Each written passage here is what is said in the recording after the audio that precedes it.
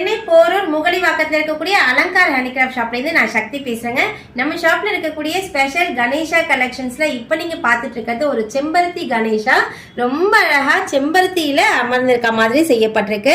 ஆசீர்வாதம் தராரு, நமக்கு ஒரு கையில் லட்டு வச்சிருக்காரு. ரொம்ப அழகாக செம்பருத்தியினுடைய பேஸில் அமர்ந்திருக்க மாதிரி செய்யப்பட்டிருக்கு. இந்த பீஸோட ரேட் வந்து 1550 ரூபாய். இதில் சின்ன சைஸ் பீஸுமே அவைலபிள் இருக்குங்க.